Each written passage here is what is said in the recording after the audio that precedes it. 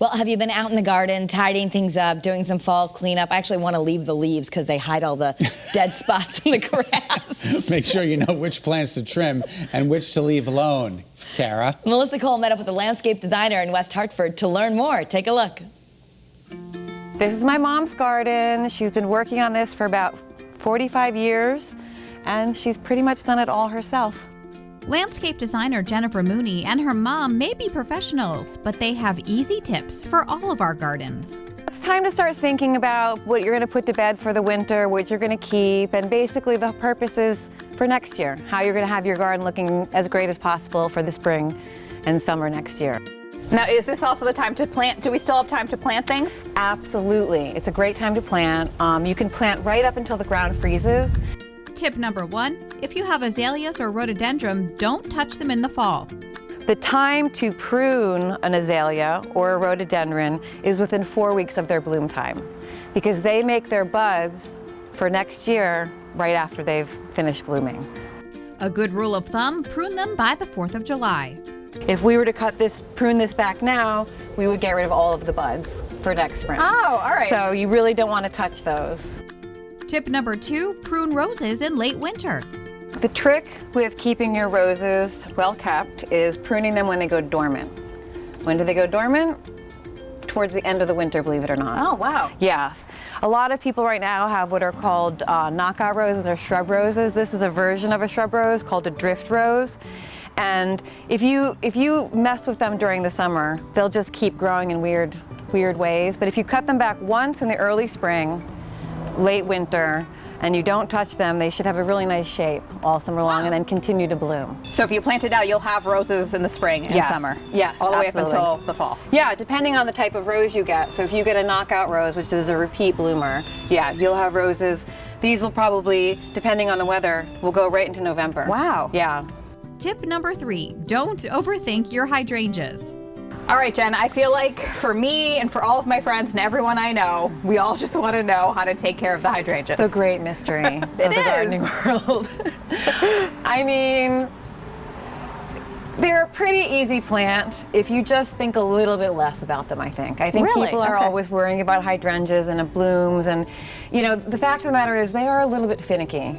Endless summer hydrangeas and many hydrangeas will make their buds, their flower buds, then during the late spring, and the frost will kill them. Okay. So sometimes a late frost or a late deep freeze, like it'll suddenly be like 18 degrees in April, that many times will kill all those little tender buds. So that may be why you don't get a lot of blooms. Yeah, that might be a way, it'll delay the blooms. This year, we had amazing hydrangeas in the spring because we had a very mild winter and then we had a very wet spring. So we had people who probably haven't had hydrangea blooms for years probably had them this spring.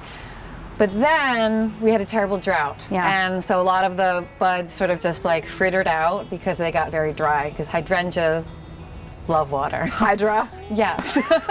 needs water, right? Yeah, more they than love- you think. Way more than you think. And a lot of people are like, why do they do so great at the beach where it's hot? Because there's moisture in the air. So Okay. when it's humid, they also love humidity. They take that in through their leaves. Oh, okay. Yeah.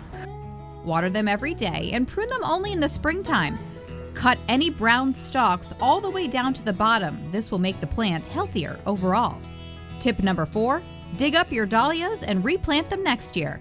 So once the first couple of frosts hit, you can cut them back and then wait until things get a little chilly before you dig up those tubers again. And you literally dig them up. And Dig then- them up, dust them off, let them dry off in your basement, dust them off a little bit.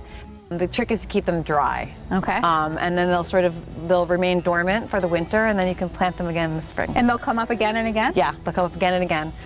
Those red ones behind you, my mom has had those probably for about 40 years. 40 She's years? been taking those in and out every year for about 40, maybe longer actually. Oh my gosh. Yeah.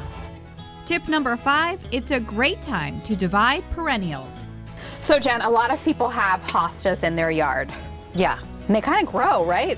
They keep growing and growing and growing. And fall's actually a really great time to divide them and to dig them up and separate them a little bit and maybe spread them somewhere else in your garden where you need them. It's as simple as cutting back the leaves and digging it up.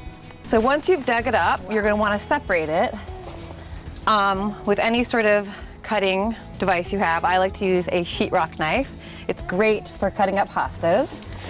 I mean, I immediately would think I'm killing this plant right now. I promise you, you're not. What you're doing is actually, you're making it healthier. So you'll go in and cut it just like a loaf of bread. So now I had one plant and now I have 4. That's amazing. And then you can place these wherever you want around your garden. I would say that my mom hasn't bought a plant in like 30 years. These are all, you know, a handful of plants that she's just divided and transplanted over the years and spread all over the place. It's amazing to me how that happens. I know, plants are amazing that way. And it's very, very easy once you sort of know what you're doing. Yeah, once you know what you're doing. That's right. I know. It's All a right, little you can- intimidating, but she has some great tips, and the hydrangea is always a mystery. All right, you can get more inspiration from Jennifer's website. It's paulasperennials.com. Paula is her mom, by the way.